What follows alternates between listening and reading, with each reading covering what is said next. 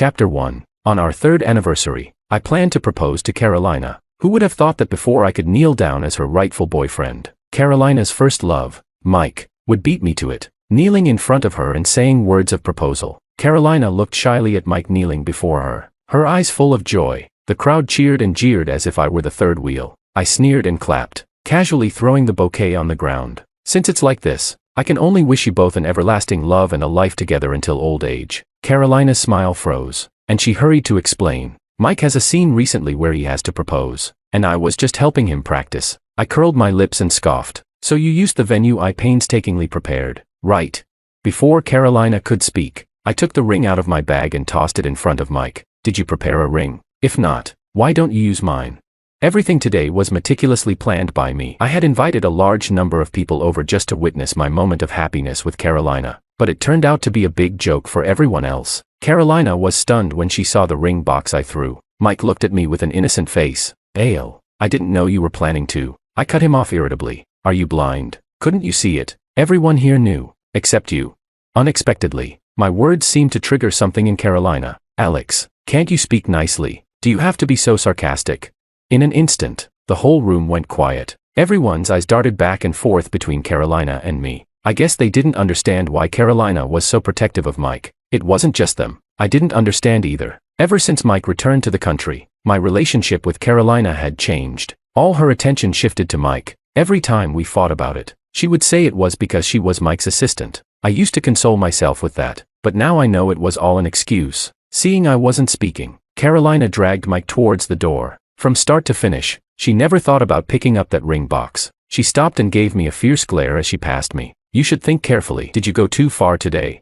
Listening to their footsteps leaving, I laughed again. I laughed at my misplaced sincerity and laughed at how I loved such a woman all these years. The crowd thought I had gone mad and rushed to comfort me. Among their comforting voices, my eyes grew colder, and a certain thought in my mind became more resolute. Chapter 2. Carolina came from a good family, and she was beautiful, making her the object of everyone's admiration at school. Naturally, I liked her too, though it was just a one-sided crush. Everyone knew that Carolina had a boyfriend, although no one had really seen him. But it was clear to everyone that Carolina liked him very much. So when Carolina kissed me, it felt like a dream, and I was willing to be lost in this dream. Carolina told me she had broken up with him and asked if I would be with her. I knew the allure of an unforgettable first love, but I was still willing to give it a try. In the 3 years we were together, I was unusually proactive about everything related to our relationship. I didn't dare to hope that Carolina loved me deeply. As long as she was trying to like me, that was enough for me. During those 3 years, we acted like a normal couple, and I thought Carolina liked me, until Mike returned.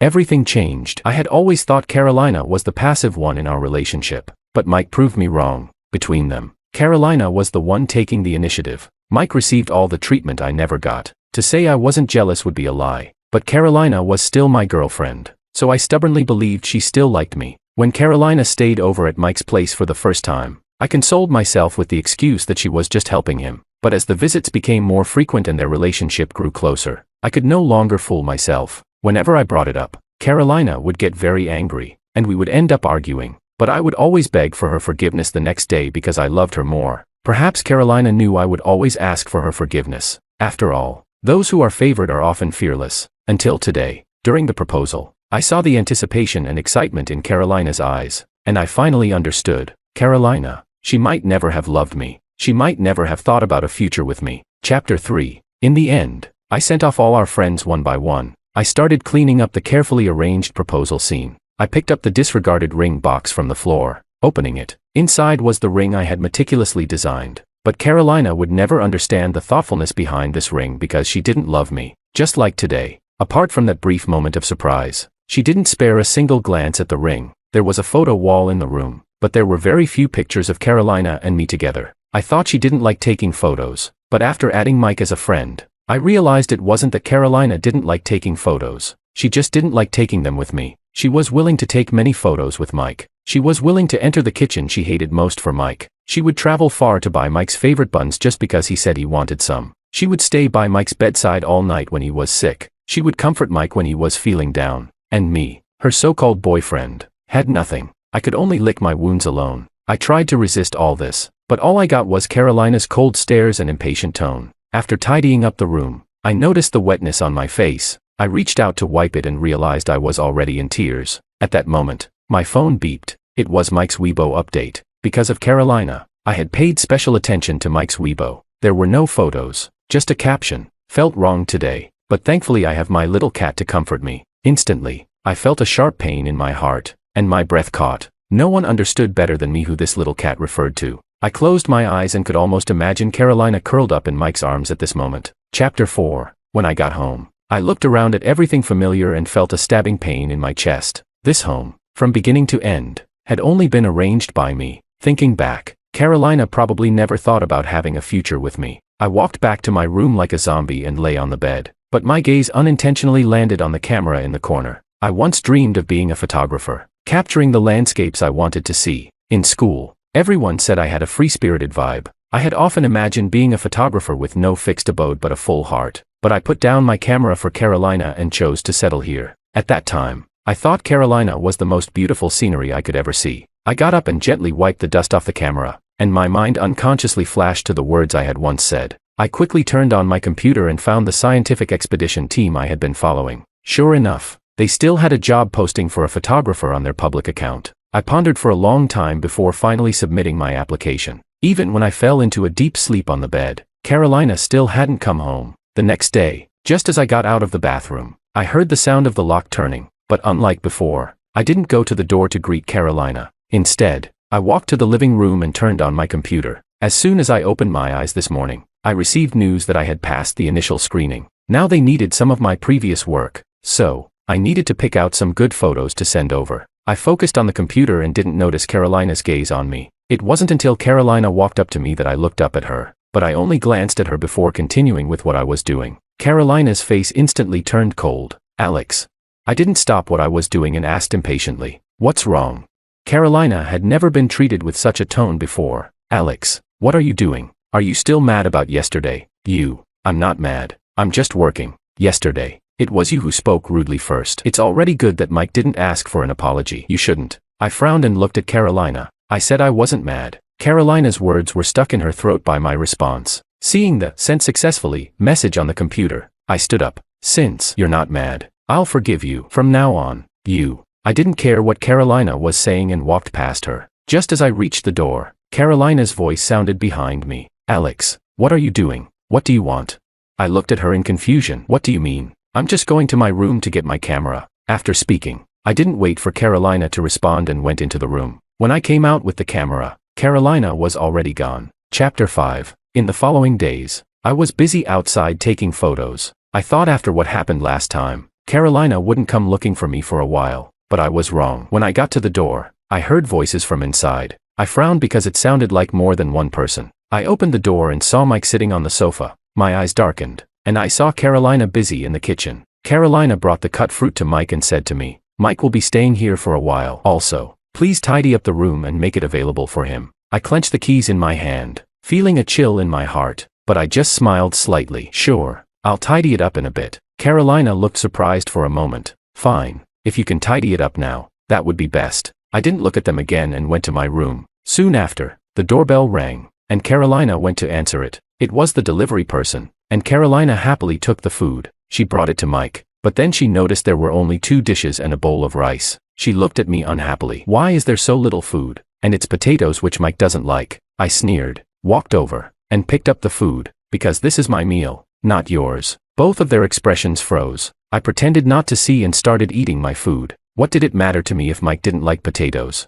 I liked potatoes, and that was enough. "Alex, are you still mad at me?" "I'll apologize to you." "Right. Why should you apologize?" "Mike, you did nothing wrong." Carolina interrupted. I just kept eating and casually browsed information about the expedition team. Seeing that I wasn't playing along, Carolina said angrily, "Alex, are you giving me an attitude?" I shook my head and looked at her calmly. "No, I'm just handling some things." "What things?" I frowned. "I don't have work."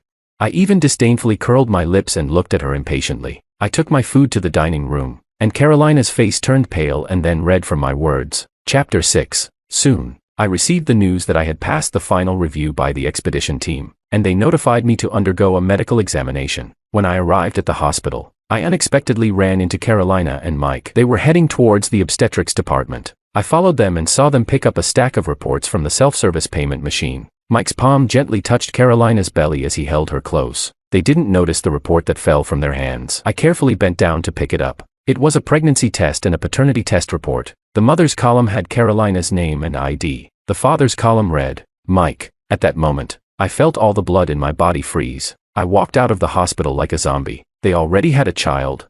So, what did that make me? Mike, in his career's rising phase, would never publicly acknowledge Carolina. What was Carolina planning to do? Did she want me to be the fallback guy, to be the father of that child, to help Mike raise his child? A flood of thoughts surged through my mind. All my unwillingness and grievances overwhelmed me at this moment. Just then, a call came in. It was the expedition team's leader asking if I was sure about joining the team as a photographer. If I was still hesitant at the hospital, my answer was now crystal clear. I'm sure. After hanging up, I looked back at the hospital. I knew Carolina must be eagerly anticipating the child's arrival, but only because it was Mike's child. I gave a bitter smile. Fine, let it be. These past few years, I was just blind. Chapter 7. I quickly went home to pack my things and booked a flight to another city. At this moment, my disgust for Carolina was at its peak. I even sold the house before leaving. How could I let Mike live comfortably in the house I bought?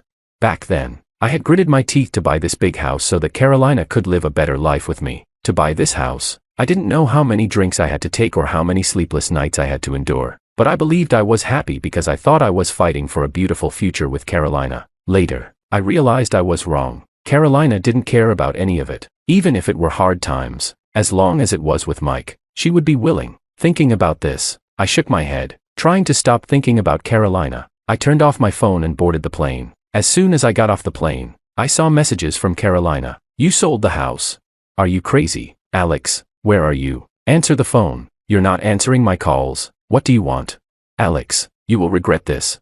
I raised my eyebrows, surprised at how quickly the real estate agency worked, but it made sense. The house had a good location and lighting, and I priced it reasonably. It wasn't surprising that it sold quickly. I didn't reply to Carolina and decisively chose to delete her as a contact. Carolina's messages reminded me that I hadn't deleted her contact information. I quickly deleted all contact information related to Carolina. I also unfollowed Mike on Weibo. In hindsight, I realized how ridiculous I was, constantly monitoring Mike. For Carolina, I had turned myself into a jealous clown. I looked up at the endless blue sky and took a deep breath. But it's okay, my new life was about to begin. I didn't receive any more messages from Carolina. I guess she didn't care to contact me. She was probably secretly happy. After all, with me out of the picture, Mike could take my place. Chapter 8. A month had passed, and during this time, I had traveled to several cities with the expedition team. This was the life I had once dreamed of. It wasn't until I had it that I realized how much I had missed. But now, it's not too late to have it.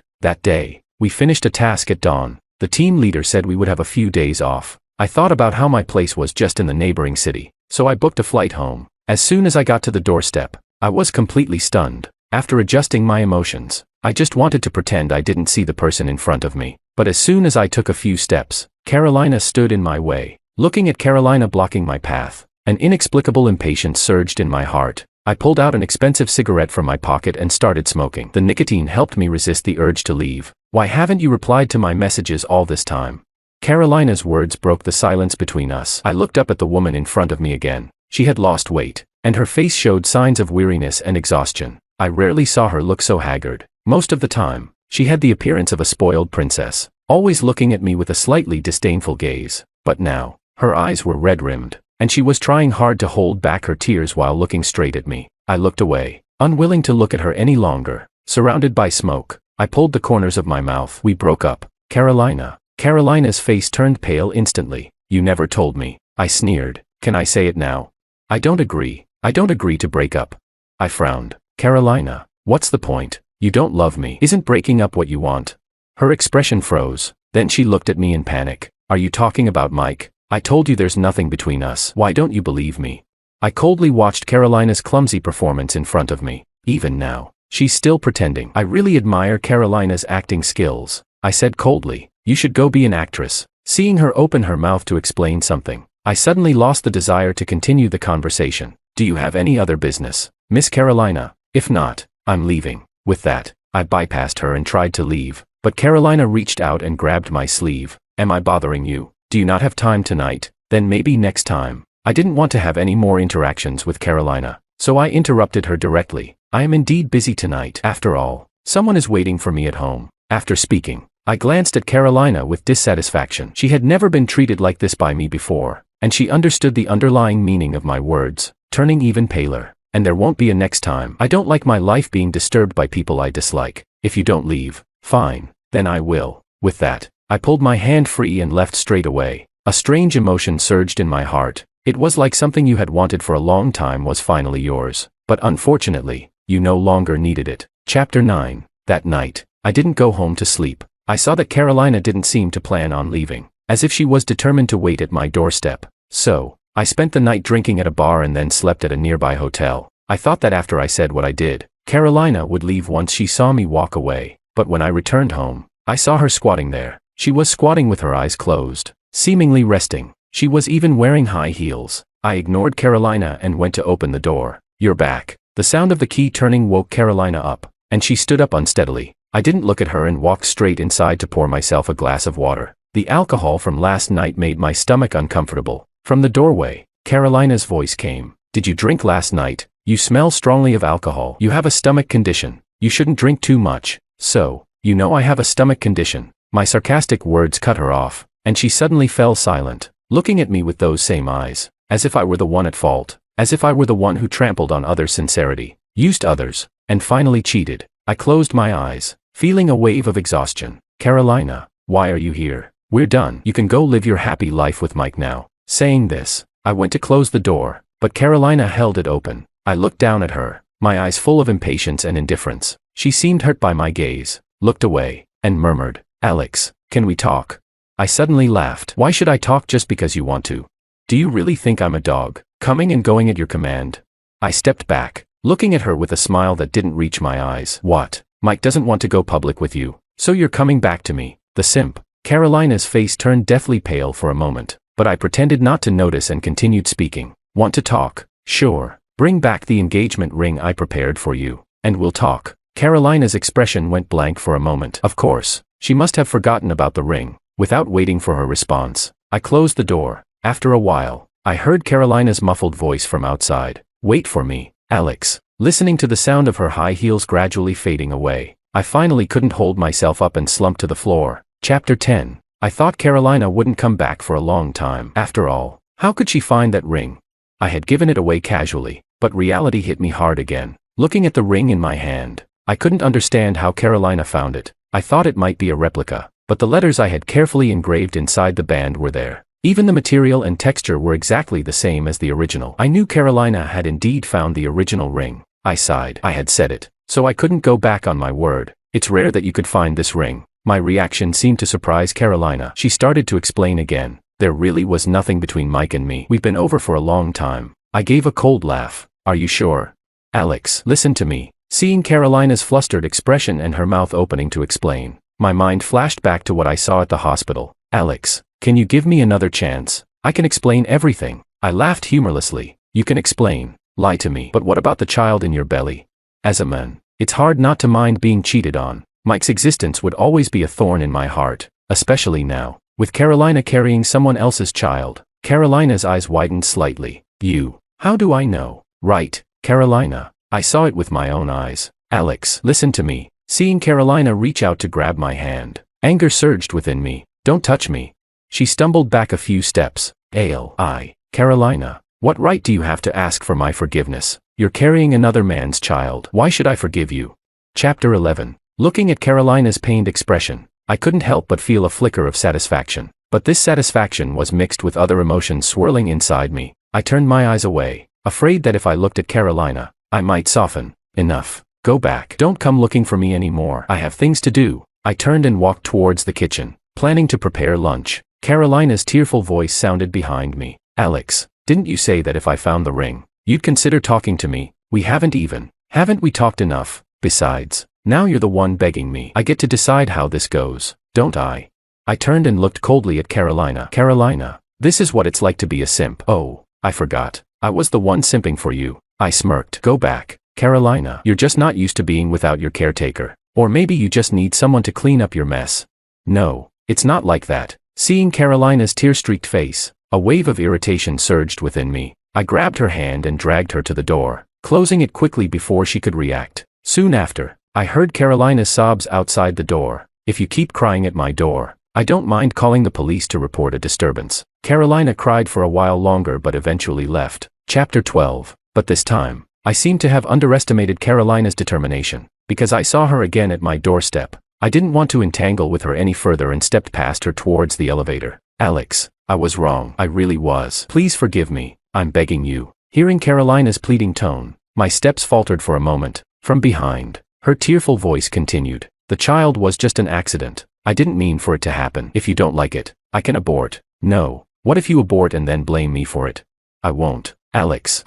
But I didn't want to hear any more of her explanations. I just coldly watched the elevator doors slowly close. I didn't expect her to follow me downstairs, but because she was wearing high heels, she stumbled and fell at the lobby desk. I turned around and saw Carolina slumped on the ground through the glass doors. She covered her face with her hands, crying continuously, murmuring apologies. I bit my lip, suppressing the emotion surging inside, and approached her. "Carolina, I am not your dog. You can't just throw me aside when you don't want me and call me back when you do." I started to walk away, but Carolina grabbed the hem of my shirt. Looking down, I saw her tear-streaked face gazing up at me. I used to think that if Carolina ever wanted to break up, I'd beg her not to, but reality turned out to be completely different from my imagination. "Alex, don't go. I really can't live without you. I really like you." Hearing Carolina say these words, I felt no joy. If she had said these things earlier, maybe everything would have been different. I pulled her hand off my shirt. "Carolina, I still say the same thing. We are done. That's it." With that,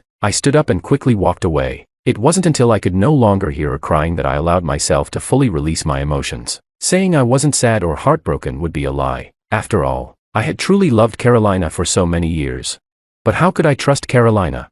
There was always Mike between us. No, perhaps there was more than just Mike between us. After all, from the beginning, our statuses were unequal, and it was wrong from the start. That night, I tossed and turned, unable to sleep, with the image of Carolina crying on the ground flashing in my mind. The first thing I did when I got up was call the security guard to ask if there was anyone lying near the elevator. When I heard no, my heart finally felt at ease. Chapter 13. I thought Carolina had finally given up. After all, I hadn't seen her come looking for me in over 10 days. An unknown emotion surged within me. I couldn't tell if it was relief or regret, but it didn't take long before I saw Carolina by the roadside. She looked weaker than she did a while ago. I wanted to pretend not to see her, but she walked straight towards me. There was no avoiding it, so I didn't bother. I pressed my lips together and looked at her, silently asking what she wanted. She seemed very weak, and her voice was faint. "Alex, I've aborted the child. Can you give me another chance now?" I was stunned on the spot, but before I could react, Carolina collapsed to the ground.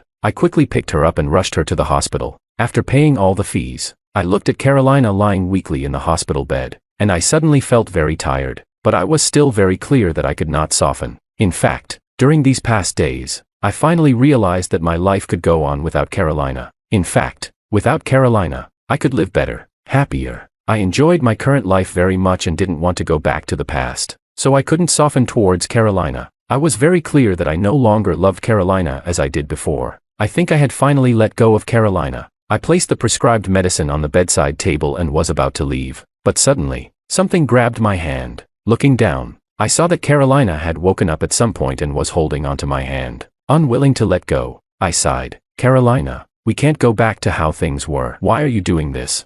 Why can't we go back?" Do you think it's just because of the child?" I couldn't help but shout at Carolina, but seeing her hurt expression, I softened my tone. "You know we can't go back to how things were." Tears slid down her cheeks, and she pressed her lips together without speaking. Still gripping my shirt tightly, I opened my mouth, wanting to say something, but could only sigh. "Alex, are you worried about Mike? I've already resigned. There's nothing between us. I've truly always loved you." Hearing Carolina say she loved me no longer stirred any emotion in me. I just couldn't distinguish my feelings for him at first. Later, I realized I didn't love him. It was just youthful resentment. The child was also just an accident from a drunken night. I interrupted her before she could continue. "Carolina, but I can't get over it. Every day that I'm with you, I'll imagine you two kissing. And besides, Carolina, I don't love you anymore. Please, don't come back to bother me, okay?" Carolina wavered at my words, and I knew they had hurt her. But I had to be harsh because I couldn't leave her any hope. Only this way, it would be better for both of us. After I finished speaking, Carolina didn't say anything more. The room fell silent, and Carolina lowered her head, lost in thought. I wasn't in a hurry, just waited quietly for her to understand. After a while, Carolina's muffled voice echoed in the room. Alex, is there really no chance at all?